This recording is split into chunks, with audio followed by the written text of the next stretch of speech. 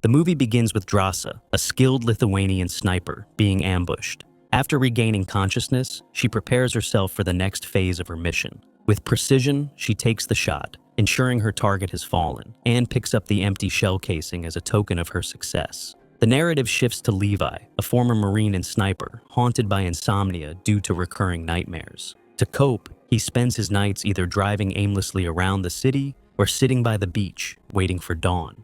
In the midst of this, Levi scribbles in a notebook, trying to find meaning in the chaos of his thoughts. Eventually, he receives an order to report to a military base. There, he encounters Bartholomew, a mysterious woman who doesn't wear the usual shoulder straps, marking her as an outsider. She reveals that she is a hired killer, and soon after Levi's psychiatrist discharges him, deeming him unable to continue his military service, Bartholomew offers him a new contract. Meanwhile, Drasa returns home to visit her mother's grave and to care for her terminally ill father. She shares the details of her latest mission with him, giving him a commemorative shell casing as a keepsake. Her father, who has been keeping mementos of his daughter's violent past in a special bag, listens solemnly. Drasa confesses her inner conflict. She is trapped in a life of violence and secrecy, and her superiors in Moscow have ordered her to disappear for a year on a special assignment. The real struggle, however, is that her father's health is rapidly declining. Drasa knows that he will either die during her absence or will choose to end his life on Valentine's Day, to spare himself from prolonged suffering.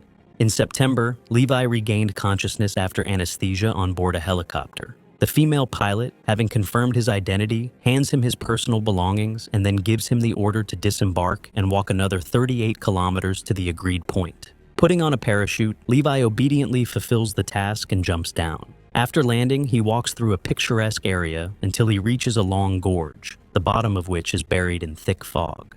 There he is met by his colleague JD, whom Levi has come to replace. JD brings him up to speed. The western and eastern sides of the gorge are controlled by autonomous observation posts equipped with generators and solar panels, owned by Western and Eastern European countries. Only one person is on duty at each post. Any contact between observers is prohibited. There is a small vegetable garden nearby, and there is a lot of game in the forest. The main task of the observer is to walk around the territory every day, monitor the integrity of the perimeter, check the operation of automatic machine gun turrets, replace suspended mines, and repair the fence in case someone from the gorge tries to break through. The only authorized communication session is held once a month. Antennas are installed around the perimeter to send false signals to satellites, making the gorge invisible from above. JD also warns that in the event of a security system failure or perimeter breach, a special protocol is activated from below and the air shield system is activated. In this case, you have to run as far away from here as possible. Most of the equipment here is from the 40s. After the Second World War, the West and the USSR entered into a secret agreement, which even the presidents do not know about, to protect the exit from the gorge from the so-called empty people. No one knows who they are, but when 3 cavalry battalions were sent into the gorge after the war to clear it, none of them returned. JD assumes that the entrance to the real hell is hidden below. The next morning, after seeing JD off, Levi begins to settle in a little. He doesn't know that his predecessor, having reached the evacuation point, gets a bullet in the forehead instead of a well-deserved rest and salary. This is immediately reported to Bartholomew. October arrives. Levi faithfully performs his routine duties all month long, patrolling the area, checking the gorge's defense system, inspecting the fence, counting mines, checking the turret's ammunition, and going on the only monthly communication session. Bored, he reads books from the meager library. Behind a bookcase, he finds favorite quotes left by previous observers written on the wall. One day, curiosity gets the better of him, and Levi looks through his binoculars to the other side of the gorge. There he notices a beautiful girl. Drasa, sensing in her heart that someone is looking at her, turns around, but without the optics she cannot see what is happening across the street. At night, during a thunderstorm, Levi experiences an attack of post-traumatic stress disorder. He jumps up suddenly, accidentally knocks over a glass of water, and injures his leg. While treating the wound, he notices that the lights are on in the tower across the street. His colleague is also awake. November arrives. Celebrating her birthday, Drasa goes overboard with cake and champagne, and then, feeling a lack of communication, decides to attract Levi's attention from across the gorge. She fires a shot in the air and writes a question on a piece of paper. After reading it through binoculars, Levi replies that contact is forbidden, but still succumbs to the provocation and offers to drink potato moonshine to her health. The festive conversation continues. Drasa wants to dance, so she asks Levi to turn on the music and provokes him to demonstrate his sniper skills by breaking his mug with a well-aimed shot. Levi responds by shooting at the bottle. When Drasa complicates the task by placing a second bottle on her head, she suddenly notices that automatic searchlights have turned on under her colleague's tower and are searching for targets. Leaning over the railing, Levi peers into the darkness and sees hideous-looking creatures. He opens fire on them, and then a suspended mine is activated. Throwing some of the attackers down, Drasa launches a large-caliber machine gun on his tower to help his comrades shoot down the monsters. As soon as they have killed all the creatures, another monster climbs out on Drasa's side. She starts shooting back, and now Levi has to help her with machine gun fire. In the process, suspended mines explode, hitting her shoulder with shrapnel. Then automatic turrets are activated, and the monster's attack ends. While Drasa treats her wound, Levi covers her with his rifle. The girl thanks him, saying that it was her best birthday ever. The next day, while cleaning up the aftermath of the night's attack, Levi and Drasa, who are covering each other, see a drone fly out of the fog below. It hovers in the air and then rapidly disappears in an unknown direction. In December, Levi decorates a tree near the tower with spare light bulbs, wishing his colleague a Merry Christmas. They continue to communicate throughout the month, playing chess and building snowmen. This goes on until February 14th. Drasa is sad, realizing that her father is dying at home at this time. She writes to Levi that she would like him to be with her. This request leads Levi to interesting thoughts, which leads to a burst of creativity. He takes a grenade launcher shell, unscrews the warhead from it, and unwinds a spool of rope in the yard. He secures one end to himself and attaches the other to the shell, which he fires toward the eastern tower. Drasa is shocked by this creative solution and ties the rope stretched over the gorge. Levi, having written an invitation to dinner, prepares for the date by shaving and gathering a modest bouquet of wildflowers. Catching hold of the rope, he accelerates and slides over the precipice. However, he fails to calculate his inertia and ends up hanging in the middle. Undaunted, he does what he has become accustomed to over the months of loneliness. He helps himself with his hands. Soon the colleagues meet face to face. Drasa has prepared a pie, but first she makes her guests take a shower and change into the clothes left by the previous observers. Then they have dinner, discussing their parents, work, and the past. The evening ends with dancing, which smoothly turns into something more interesting. Later, Levi admits that he writes poetry, and even composed one for Drasa, but flatly refuses to read it. In the morning, the guy is going to return to his side to make it to the monthly communication session. However, during the transportation, it turns out that they missed another attack. The monsters are already climbing the wall to the tower. They hit a mine, and a fragment breaks the cable. Levi falls into the fog, barely managing to activate the parachute. Without thinking twice, Drasa grabs her parachute and jumps after Levi.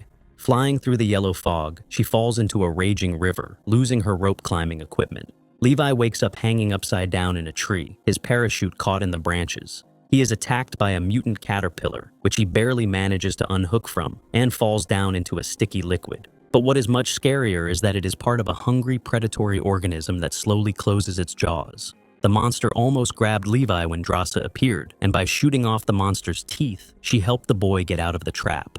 They walk through the fog-covered forest to the eastern wall of the gorge to climb up the rope. But on the way, they are attacked by horsemen with sabers. Luckily, the bullets do a great job on the creatures. While reloading, Drasa realizes that she has lost the mechanism without which they will not overcome 500 meters of wall. So, they will have to look for a natural way out of the gorge. Looking at the attackers, Levi realizes that they are people from the same combat battalions, which means that they have been here for almost 80 years. The pair continues their journey through the eerie forest, which seems to consist of skeletons frozen in agony. Soon, they come to some old military base, where the flags of Great Britain, the USSR, and the United States are visible. The asphalt underfoot is cracked with deep sinkholes, suggesting an ancient earthquake. Entering the church, they see the remains of dead people in the pews. As the couple examines the building, they are attacked by spiders that have grown from human skulls. Then, empty people burst through the door, those who have completely lost their human form. Realizing that the situation is becoming critical, the observers blow up the wall and escape through the gap. To get to a safer place, they rush to the wall of the gorge where the entrance to the bunker is located. Inside is a scientific base covered with years of dust. Judging by the photo of the Yalta conference, it is still from the 1940s. Levi finds a reel of film, and Drasa finds a propane generator. Starting it up, they charge the old projector and watch the recording. On the tape, scientists tell us that in 1946, after the creation of the atomic bomb, the West and the East built a secret base here to develop biochemical weapons of similar power. However, when an earthquake struck, the samples were released into the atmosphere, infecting everyone present. All those who lived in the gorge fused at the DNA level with the plants and are now spreading the biological contagion. However, contact with them is not so dangerous, because if you manage to escape within a few hours, you can avoid irreversible mutations. Levi finds modern equipment from the 2000s in the lab, which belongs to a private company. He realizes that they used to study biological material here with the help of drones, one of which they had already seen before. He also learns what the protocol means. If security is compromised, a nuclear bomb is activated, destroying everything within a 4-kilometer radius. The couple plans to get out of here before they get infected. However, on the way out, it turns out that the mutants are not so stupid. They stole a bag of ammunition and left it outside as a bait. When the girl tries to pick it up, she falls into a trap as the rider drags her away. Despite her attempts to cut the rope or shoot her captor, she faints. Levi follows her trail to save his friend. He comes to a missile silo where thick, poisonous red smoke rises. Drasa wakes up tied up in the lair of a mutant horseman. She beats the monster, and Levi's well-aimed shot puts an end to the duel. They get out of the mine, where the rocket damaged by the earthquake is located. It was the leakage of chemicals from such missiles that once led to the infection of the gorge. As they make their way through the thickets of rotting human flesh, they try not to touch it. However, Drasa accidentally steps on a sticky web and gets tangled in it. Levi has to use his saber to free her, but this provokes a certain reaction. To save herself, Drasa fires a grenade, burning the mutant to the ground. On the surface, they find a garage with ancient technology. Levi comes up with a plan to climb up the wall. They move towards the east wall. While Levi secures the rope, Drasa fights off the attacking monsters. Then she gets behind the wheel and steps on the gas. The Jeep slowly climbs the almost vertical rock. However, the hollow people do not think of giving up. They climb up the rock and rope. Clamping down on the gas pedal with a crate, the pair fights off the attackers, throwing them down. During the struggle, Levi hovers over the precipice and sets the monsters on fire with gasoline. The problem is that the Jeep is also in trouble. Then the woman cuts the rope, and they are forced to climb on their own. Fortunately, it's not far. At the top, Levi treats the woman's wounds, and then they discuss what to do next. They both realize that after the mission, they will most likely be eliminated. The girl suggests running away, but the guy objects. It won't solve the problem. Others will take their place, and the threat of infection will remain. To prevent this, the gorge must be destroyed. Levi lays a cable to the other side of the cliff to return to his post for the scheduled communication session. But instead of the usual procedure, Bartholomew takes over. She inquires about the situation. Levi lies that nothing happened, not realizing that his boss has a video of their trip to the gorge. Bartholomew orders him to eliminate the Eastern Observer, but realizing that he will not do so, he immediately assembles a team of militants. The next day, Levi and Drasa are laying a cable. As they do so, they see a helicopter approaching the tower and run for their lives. A cleanup team led by Bartholomew arrives at the West Post, but Levi has already disappeared. The woman orders the drones to be launched to find the fugitives and begins to search the premises. Meanwhile, snipers run through the mountains, and drones with machine guns chase them. During the firefight, a log falls on Levi, causing him to limp, but he shoots down both drones in turn. Drasa also disables his pursuers with an accurate shot and continues to escape. Having reached a certain point, they take up positions and prepare to fire. At this point, Bartholomew notices a secret message on the wall behind the bookcase. A quote from the Buddha is written there: "The sun, the moon, and the truth cannot be hidden for long." At this point, the snipers shoot at the explosives mounted on the antennas. A cord pulled in advance triggers a chain reaction. The pair drops their rifles and runs away as the antennas explode one by one, rendering the gorge invisible to satellites. Immediately after the last explosion, an air raid siren goes off, signaling the launch of the emergency protocol. Bartholomew and his mercenaries board a helicopter, trying to escape before a pre-planted nuclear bomb explodes in the gorge. The blast wave destroys everything around and throws Levi back. The limping boy falls into the river and slowly sinks to the bottom, while Drasa, who has moved away, watches the fiery hell behind.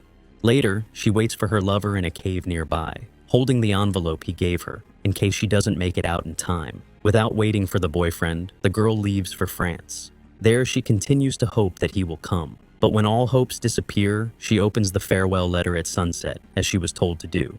Inside, she finds poems that Levi had written before they met in April. Drasa takes a job as a waitress, trying to forget about her war past. One day, while serving another order, she notices Levi sitting at the next table, alive and well. The guy apologizes for being late for the meeting. The happy couple kisses against the seascape.